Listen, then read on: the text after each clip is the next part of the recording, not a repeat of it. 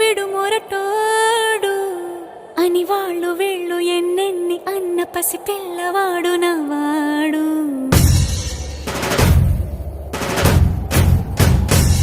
విడుముండోడు అని ఊరు వాడ అనుకున్న గాని మహారాజు నాకు నవాడు.